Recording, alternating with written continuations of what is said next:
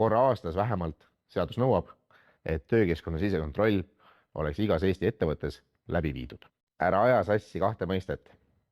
Töökeskkonna sisekontroll ja töökeskkonna ringkäik. Töökeskkonna sisekontrolli osa võib olla töökeskkonna ringkäik ja tegelikult peakski olema, aga töökeskkonna ringkäik ei ole sisekontroll. Töökeskkonna sisekontrolli eesmärk on vaadata, et ettevõttes tervikuna töötervise ja tööohutussüsteem töötaks.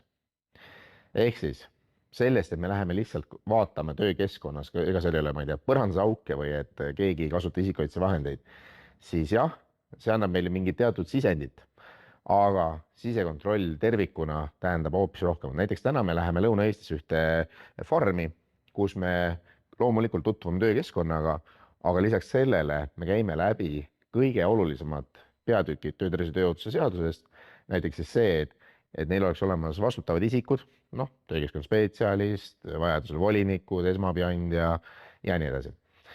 Lisaks sellele loomulikult me vaatame üle, et nende töökeskkonna riskianalüüs oleks adekvaatne, neil on see tehtud, aga me vaatame siis üle, et mis asju seal arvestatud on, mis protsessidest juttu on ja loomulikult me vaatame üle ohutusjuhendid, vaatame üle, et kõik oleks kenasti ka dokumenteeritud, ehk siis juhendamine oleks õigesti läbi viidud ja et tõendusdokument oleks piisavalt tõendav.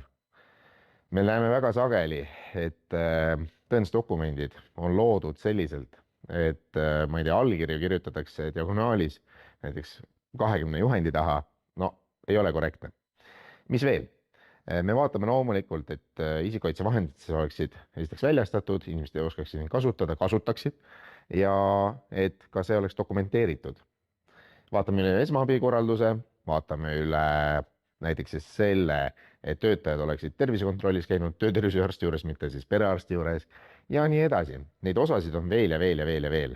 See on lihtsalt väike sissejuhatus, et töökeskkonna ringkäik ei võrdu töökeskkonna sisekontroll. Ärme aja neid kahte asja sassi, töökeskkonna ringkäigul on väga palju häid omadusi, mida kindlasti tuleb teha, aga korra aastas vähemalt seadus nõuab, et töökeskkonna sisekontroll oleks igas Eesti ettevõttes läbi viidud.